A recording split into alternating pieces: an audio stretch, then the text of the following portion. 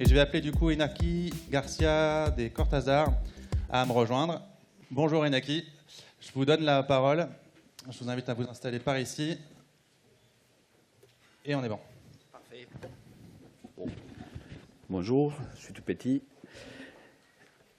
Donc merci beaucoup de l'invitation à contribuer à cette journée autour de l'impact du changement climatique sur la viticulture et avec un focus dans l'eau. Mon objectif de ma présentation, qui ne va pas être peut-être assez longue par rapport à l'enjeu que c'est les changements climatiques, mais qui permettra au moins de donner quelques éléments de contexte à ce qui va être traité dans la journée, va s'attarder sur un peu rappeler aux données des connaissances de base par rapport à quels sont les enjeux de ces changements climatiques, pourquoi on s'inquiète, pourquoi la communauté scientifique qui travaille actuellement sur ces questions est préoccupée et tire l'alerte sur les besoins d'atténuation et d'adaptation de nos sociétés à cet enjeu. Et ensuite, je vais essayer de vous donner quelques éléments de contexte de ce que l'on peut calculer aujourd'hui, observer au niveau d'impact dans la région méditerranéenne, et notamment un peu quels sont les outils que l'on mobilise dans ces cadres-là, comme des outils qui pourraient être mis à disposition pour les différents partenaires, qu'ils soient de la recherche au privé. Donc, je repars de loin. Je sais que la plupart d'entre vous êtes fatigués d'entendre parler du changement climatique, mais je fais le constat que si je vous demande comment ça fonctionne, certains processus, une voiture, on connaît tous une voiture, mais par contre, on ne saurait pas parfaitement expliquer comment elle fonctionne. Donc, je vais rappeler quelques éléments de contexte. Et l'idée, c'est de vous montrer, de vous rappeler pourquoi c'est inquiétant. Donc, la figure que vous voyez à gauche, ça correspond... Alors, je ne sais pas s'il y a une souris qui me permet... Oui, j'ai là.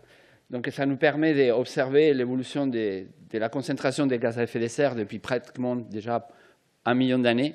Au cours d'1 million d'années, ce que l'on a vu avancer, c'était une évolution qui était plus ou moins constante entre un certain seuil de 200 parties par million et presque 300 parties par million. C'était des concentrations qui ont évolué au cours du temps par rapport à la nature, par rapport au cycle du Soleil, par rapport au cycle naturel de la Terre. Mais vous pouvez voir que quand on se rapproche de l'année zéro, on va dire, cette évolution des concentrations monte énormément jusqu'à atteindre une valeur de 415. Actuellement même 417, 418. Et en fait, quand on commence à faire un zoom, on se rend compte que cette évolution très rapide de ces dernières années, elle se produit de manière aussi progressive. Et quand on s'attarde sur les 10 000 dernières années, que c'est quand l'agriculture s'est développée, on voit qu'il y a quand même l'agriculture que l'on connaît aujourd'hui. Et donc, les espèces que l'on cultive, particulièrement, par exemple, dans des régions méditerranéennes, elles sont plus implantées, on a pu développer cette agriculture sans avoir trop de variations. Et donc, on peut voir qu'en fait, on va avoir une variation très faible des dernières 10 000 années de ces concentrations. Et par contre, quand on fait encore un petit zoom dans la partie haute, là, dans les 200 dernières années, là, en fait, c'est depuis qu'on a démarré l'industrialisation, on voit que c'est à ce moment-là la mobilisation des énergies fossiles qui a généré cette augmentation importante qui nous concerne aujourd'hui. Quand on regarde ceci dans une autre perspective, c'est que ces gaz à effet de serre que l'on émet, en fait, ils ne sont pas là juste à l'instant T, mais qui vont rester un certain temps. Et là, vous avez à gauche les valeurs de durée moyenne qui peut rester une molécule de chacun de ces 3 gaz, donc les 3 gaz qui nous concernent, le CO2, le méthane et l'oxyde nitreux. Il faut comprendre que le CO2, il va rester 100 ans. C'est-à-dire que ce matin, en fait, nous tous, quand on est venu ici, et quand on a pris notre café, on a allumé nos appareils pour prendre le petit-déj, tous les gaz à effet de serre qui ont été mis dans toutes nos activités quotidiennes de ce matin, en fait, ce n'est pas la concentration que l'on pourrait mesurer maintenant qui vont nous donner une information sur ce que l'on a émis. En fait, ces gaz, ils vont rester 100 ans à partir de maintenant. Mais ça veut dire aussi que les gaz, la concentration que l'on a aujourd'hui, c'est une concentration que l'on a accumulée depuis les 100 dernières années. Ce n'est pas notre concentration à nous. C'est la concentration qui a été générée par nous, par nos parents, par nos grands-parents et par nos arrière-grands-parents. Et donc, en fait, c'est temps lent des 100 ans qui nous inquiètent, parce que ce n'est pas des temps à partir de maintenant qui a un impact sur ce qui peut se passer à l'avenir. C'est pour ça qu'on a besoin d'agir aujourd'hui. Un autre élément, et c'est ce que je montre dans la figure de gauche, c'est que la plupart des émissions elles se produisent dans les zones continentales, donc l'hémisphère nord. Et là, c'est une image qui est arrêtée, mais si elle a laissé un mouvement, vous verrez qu'en fait, mes émissions, elles ne restent pas ici. Je prends un ballon avec ce que j'ai mis aujourd'hui. En fait, elles sont parties à l'atmosphère et elles sont partagées avec tous. Donc, en fait, il faut comprendre aussi que nos émissions, elles sont pour tous. C'est-à-dire que quand on n'a pas d'émissions, ben c'est aussi pour tous. Et si elle les simplifie d'une manière un peu plus simple, ça représente un peu un lavoir, en fait, notre système actuellement et les problématiques à laquelle on est confronté. Dans un lavoir, dans un village, on voit qu'il y a un canal, un petit tuyau par lequel il arrive l'eau, et il y a un tuyau par lequel il sort. Et en fait, souvent, c'est constant. Donc, ces lavoirs, ils maintiennent une quantité d'eau, plus ou moins. Ça serait notre atmosphère pendant des milliers d'années, comment ça a fonctionné, avec des petits allers-retours. Le problème, c'est qu'on a rajouté des tuyaux au lavoir, mais pour rajouter de l'eau, et on n'a pas forcément rajouté des tuyaux au lavoir pour sortir l'eau, même on les raccourcit avec de la déforestation, les changements de pratiques. Et donc aujourd'hui, le problème, c'est qu'on est en train d'arriver au top du lavoir, au plus haut, et que des modifications trop courtes, elles peuvent avoir des impacts très faibles. Et ce qui nous intéresse, c'est d'y aller le plus loin possible dans ces systèmes. En France, les émissions, elles sont distribuées de cette manière, dont l'agriculture, elle est concernée par 20% à peu près des concentrations, des émissions qui sont émises aujourd'hui.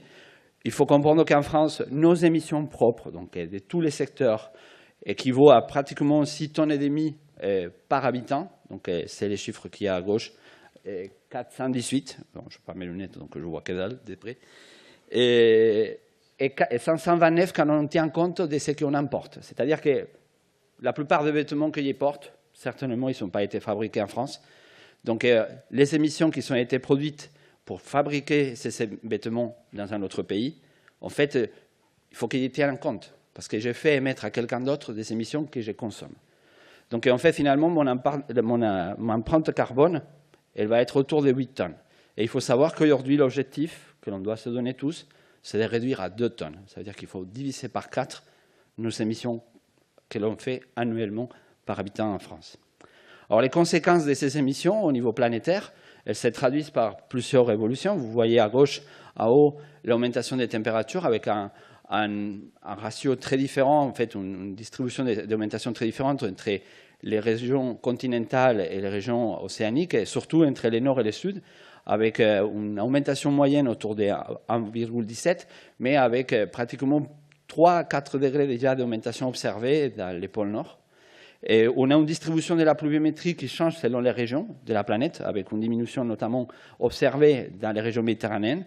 Et la figure de droite correspond à chaque colonne correspond à une année et chaque ligne correspond à un mois. C'est juste pour vous montrer que quand on parle d'augmentation, ce n'est pas quelque chose qui se produit de façon constante. Elle se produit avec une certaine variabilité chaque année. On va avoir des mois qui vont être très chauds, des mois qui vont être peut-être moins chauds, des années qu'on va avoir une augmentation très importante pendant certains mois d'hiver, par exemple, et après, par contre, l'été va être plus frais, ou vice-versa. Et ça, c'est très important à intégrer parce que finalement, c'est une complexité de plus à gérer. On n'est pas en train de gérer juste un delta que l'on va rajouter à notre température, on est en train de gérer une variabilité qui est en train d'évoluer. Et juste pour vous montrer que les couleurs qui sont à la fin, moi ça fait 15 ans que je regarde cette figure, ça fait 15 ans que je vois évoluer malheureusement cette figure vers le noir et maintenant vers le rose, parce que les auteurs de cette figure n'ont plus dans la palette des couleurs suffisantes pour pouvoir représenter l'augmentation que l'on a mensuellement. Les rapports de l'IPCC nous ont aussi montré une augmentation des différents extrêmes, comme les canicules, qui s'est fait de manière globale pratiquement, et les fortes pluies et les sécheresses, dans lesquelles nos régions de production elles sont affectées directement et déjà significativement affectées.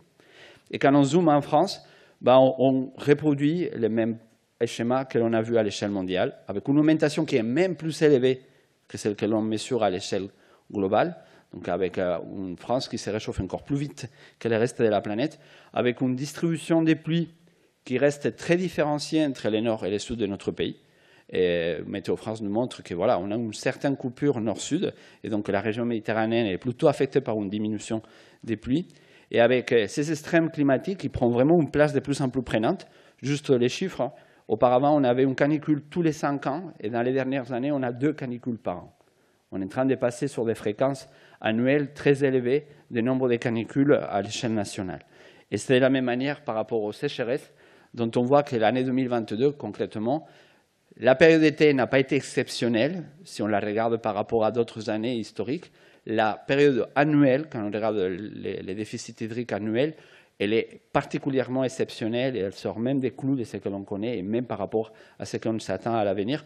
Donc c'est quand même 2022-2023 un cadre d'études intéressant. Alors, je me suis permis de produire quelques résultats pour essayer de comprendre quels étaient les effets futurs.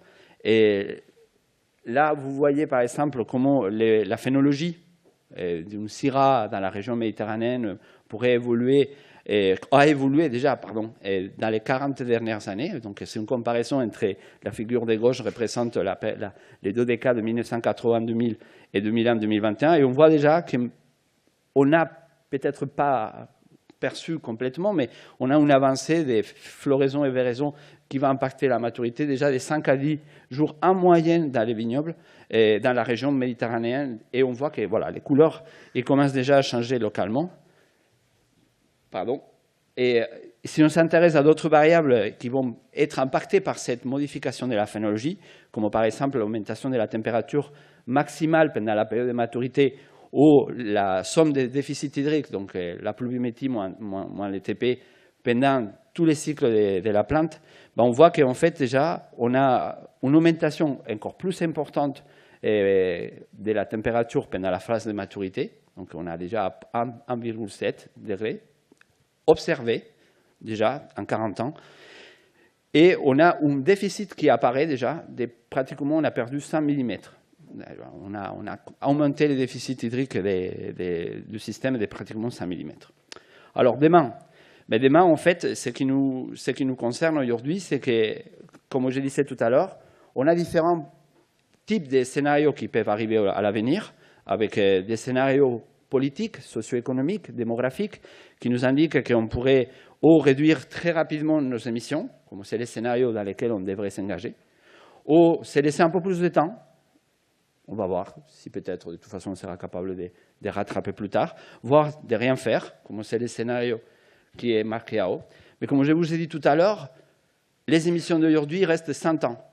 Donc, toute action que l'on n'entreprenne pas aujourd'hui, on décale de 100 ans l'effet sur notre système. Et c'est ça que vous voyez à droite, c'est que finalement, vous voyez que même si à gauche, on a réduit très rapidement les émissions, à droite, la courbe bleue, elle ne bouge pas, parce que de toute façon, on ne pourra pas avoir un impact avant 100 ans. Et de toute façon, on va stabiliser les choses qu'en 2050. Il y a un effet de latence, une forme d'inertie exactement. Dans l'évolution du climat. Exactement. Il y a un effet d'inertie. Et en fait, plus on retarde, on se rend compte que même dans les scénarios où on retarde le plus, on n'arrive même pas à atteindre les pics de stabilité à la fin du siècle. Et quand on introduit ça dans les modèles, finalement, on se retrouve que ça va générer différentes tendances d'augmentation de la température. Une autre image qui a été produite très récemment par les GIEC, l'IPCC, nous donne une image à l'état, à un pas d'état humain. Et là, vous avez les gens qui ont 70 ans aujourd'hui ont vécu cette évolution de la température, donc une augmentation très nette, mais voilà. On va imaginer que ça restera dans une phase dans laquelle on va avoir une augmentation qui va être commune, indépendamment des scénarios. Par contre, les gens qui sont déjà 40 ans, comme moi, on est certainement face à une période à laquelle on va avoir déjà des divergences d'évolution de la température. Et surtout nos enfants, ils vont être sur des futurs pour l'instant qu'ils ne connaissent pas. Ils ne connaissent pas si on va être, à partir de 2050, face à une augmentation très radicale parce qu'on n'aura pas tenu nos enjeux et nos objectifs de réduction des gaz à effet de serre, ou ils pourront stabiliser la situation comme à peu près aujourd'hui. Sachant qu'aujourd'hui, on sait déjà que jusqu'à 2050, on va continuer quand même à augmenter les températures. Cela nous donne deux images très différentes de la planète, que ce soit pour les températures ou pour la pluviométrie, avec une augmentation dans tous les cas très importante d'ici 2050. Ça pourrait être l'image de gauche, au 2100 à la fin du siècle, dans les pires scénarios d'augmentation, donc des augmentations qui pourraient aller jusqu'à plus 11, 15 degrés dans l'hémisphère, dans les pôles nord, et avec une répartition des pluies très marquée, très différenciée. Et vous voyez que la région méditerranéenne est systématiquement contrainte par une baisse des pluviométries. Est-ce que, Inaki, on peut dire que l'atténuation est une condition à l'adaptation ? L'atténuation, ça va être la condition de base pour que les modèles, comme je le dirai à la fin, d'adaptation que l'on puisse proposer aujourd'hui puisse y aller au-delà de 2050. Sans atténuation, pas d'équilibre Pas d'équilibre avant 2050. Enfin, après 2050, ça c'est certain. Et beaucoup plus d'inquiétude sur nos systèmes de production, parce qu'on a des effets en cascade. Les températures, la pluviométrie, là vous avez les effets d'extrême qui peuvent émerger et augmenter. Et un demi-degré de différence peut avoir des conséquences non négligeables sur l'augmentation de ces extrêmes, que ce soit les canicules, les fortes précipitations ou les sécheresses. Alors en France, je reviens un peu les schémas de tout à l'heure, on a cette même tendance avec beaucoup d'incertitudes de variabilité en fonction de la pluviométrie. Et comme je disais tout à l'heure, ça reste quand même un système qui est... Les modèles les traduisent d'une manière moins tendancielle que par rapport aux températures, mais d'une manière générale, ils nous confortent dans la tendance à la fin du siècle avec ces coupures nord-sud, et notamment dans les périodes estivales, et des recharges, ce qui peut être aussi une des questions qui peut être posée aujourd'hui dans la journée. Et quand on regarde comment les modèles nous disent qu'est-ce qui pourrait arriver à l'avenir, ben en fait, on accentue ces tendances que j'ai montrées tout à l'heure, des avancées, notamment pour la phénologie. Alors, les deux images que vous avez ici correspondent à les données observées. Et ça, c'est ce que les modèles des simulations nous disent. Donc, il y a une concordance entre les deux qui est plutôt très bonne. Et par contre, quand on commence à aller vers l'avenir, ben, on voit qu'on continue à avancer énormément la phénologie avec, par exemple, dans la région, des véraisons qui pourraient être à la fin du siècle, pratiquement systématiquement début juillet, par exemple. Et avec des conséquences au niveau des températures et des déficits hydriques, dans lesquels l'effet de décaler la phénologie, d'avancer les cycles, d'avoir une véraison au mois de juillet, nous amènerait à une augmentation à minima déjà autour des 2 degrés, 2 degrés et demi, des plus par rapport à aujourd'hui, pas par rapport à le passé, des plus par rapport à aujourd'hui, et encore un déficit hydrique qui serait accentué en 2050, plus ou moins, mais de manière très importante à la fin du siècle, par rapport à aujourd'hui. Donc, on est en train de presque doubler les déficits que l'on connaît déjà. Ça va avoir des conséquences. Je ne vais pas m'attarder dans ces diapositives, mais c'est juste pour dire qu'on a des choses qu'on a déjà observées, que ce soit sur tout ce qui va être la qualité, le rendement, les changements d'occupation de sol, les maladies, les événements extrêmes qui affectent la viticulture, et ça, que ce soit dans les passés, mais aussi pour l'avenir. Et donc, une des questions que l'on essaye de travailler dans nos équipes de recherche, c'est comment on peut travailler, quels outils on peut mobiliser pour continuer à approfondir ces connaissances. Aujourd'hui, d'une manière générale, on en a deux que l'on utilise majoritairement, des indicateurs et des modèles. Et les indicateurs, c'est des outils très simples, mais qui nous permettent de quantifier des effets de la faisabilité climatique d'une espèce, par exemple la vigne, ou d'un cépage dans une région donnée. Et il y a plein de travaux qui sont en cours et qui sont développés, que ce soit au niveau national, par exemple le portail Canaries France, et des travaux que l'on réalise au niveau d'INRAE, mais aussi au niveau local, au régional, avec les chambres d'agriculture et avec les instituts techniques qui développent des outils cartographiques ou pas pour exprimer et expliquer quels sont les effets passés et futurs du changement climatique. Et on a aussi les modèles qu'aujourd'hui suivent un développement continu qui va dans une acquisition des connaissances qui permet de représenter des systèmes depuis l'organe, la plante, la parcelle, les territoires, et donc de prendre en compte toutes ces interactions. Et donc aujourd'hui, les équipes de recherche qui travaillent sur le développement de ces outils, je dirais que malheureusement, on a dû orienter notre travail d'acquérir des connaissances vers des acquérir des connaissances pour essayer de sauver ou d'essayer d'adapter des systèmes. Et on n'est plus dans la connaissance pour les plaisirs de la connaissance, mais plutôt dans la connaissance pour l'urgence qui est de pouvoir répondre à certains enjeux qui nous soulèvent les changements climatiques. Je vous donne juste deux exemples qu'on a produits ces dernières années, comme des exemples qui permettent d'expliquer des choses. Un premier exemple, c'est un travail qu'on a fait en commun avec l'Institut rhodanien et les syndicats des vignerons de la vallée du Rhône, dans lesquels on a pu étudier comment et pourquoi la qualité du raisin avait changé ces dernières 60 années. Donc, ils avaient la base de données d'observation des suivis maturité, et on a pu mettre en perspective par rapport à des données climatiques, et ça nous a montré des évolutions qu'on connaissait déjà, l'augmentation des sucres, la diminution d'acidité, mais on a observé aussi des diminutions de rendement, et on a pu les mettre en perspective par rapport à des variables climatiques qui ont changé au cours de ces dernières 50 années, et qui nous expliquent pourquoi ça s'est passé comme ça, et aussi comment ça pourrait être à l'avenir. En deuxième étude, un travail qu'on a réalisé avec l'AOP Ventoux, dans lequel on les a accompagnés dans son réflexion par rapport à leur passé, leur présent et leur futur, de comment les vignobles ils pourraient évoluer. Et ça va questionner aussi toute la question de la spatialisation, les territoires, comment on va pouvoir prendre en compte des nouveaux zonages, des nouvelles zones de production qui pourraient être intéressantes. Je mets mes lunettes. Donc, pour revenir à la fin, et au niveau de quelques conclusions, c'est vraiment quelques idées pour amener, pour avoir du espace de discussion. Changement climatique, c'est un fait aujourd'hui. C'est plus une discussion, c'est plus une évaluation très scientifique.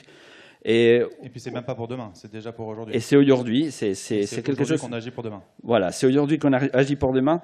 On est tous des acteurs pour le limiter, à chacun à ses différents niveaux, au niveau personnel, au niveau professionnel, au niveau institutionnel, décisionnel, et va avoir un impact, comme je vous ai montré, pas seulement sur notre vie par rapport aux prochaines années, mais aussi par rapport à celle de nos enfants. Il y a des risques, et on va en avoir plein qui vont émerger pendant la journée, certainement, mais il y a aussi des opportunités. Donc il faut vraiment que l'on réfléchisse collectivement comment on peut s'approprier ces opportunités. Et pour répondre à la remarque de tout à l'heure, oui, aujourd'hui, dans les cadres du projet La Cave, une des choses qu'on attire, c'est qu'on considère qu'on peut s'adapter à l'horizon 2050, malgré ce que je viens de montrer. On a, je pense, la connaissance, les techniques, les équipes de recherche, la mobilisation générale des acteurs pour essayer de s'adapter, mais sur un scénario dans lequel on resterait avec une stabilisation à partir de 2050. Si on bascule sur l'autre scénario, la situation et la capacité d'adaptation, elle sera beaucoup plus restreinte, et voire, dans certains cas, même inconnue par rapport à ce que l'on peut produire aujourd'hui. La viticulture a besoin de s'adapter, et localement, globalement, et l'enjeu de l'eau nous le montre clairement, on ne peut pas juste penser à notre point, l'eau, elle ne fait que passer chez nous, et elle vient d'ailleurs, et il ira après. Donc il y a vraiment une question des réflexions de toute la chaîne de production, que ce soit au niveau d'une filière ou d'une ressource. Et ne pas oublier que l'agriculture, et ça c'est quelque chose que je n'ai pas montré, elle fait partie aussi des solutions. C'est-à-dire ça fait partie du maillon de la capacité que l'on aura de s'adapter au changement climatique. Il faut savoir que tous les secteurs en France doivent réduire, diviser par 6 leurs émissions d'ici 2050, sauf l'agriculture, qui doit diviser par 2, parce qu'on part du principe que l'agriculture va contribuer à le stockage de carbone, à la réduction des gaz, par d'autres biais, que ce ne sera pas juste la réduction d'émissions. Donc l'agriculture, elle a vraiment un rôle à jouer, la viticulture parmi les filières agricoles, et donc c'est important que l'on garde ça en tête, parce que c'est aussi un travail de réflexion globale que l'on doit mener collectivement. Voilà. Merci beaucoup de votre attention. Merci beaucoup Inaki. On peut l'applaudir pour cette introduction qui pose le cadre. Je rappelle Inaki que vous êtes donc chercheur INRAE, je ne l'ai pas dit, dans l'unité agroclim. Donc vous savez de quoi vous parlez a priori. Et puis on a compris que derrière le diagnostic, il y avait surtout un appel à la mobilisation et en plus avec des outils qui permettent aux acteurs de la recherche mais aussi aux professionnels de se projeter. Donc il n'y a plus qu'à, entre guillemets. Et on va en parler toute la journée. Merci beaucoup.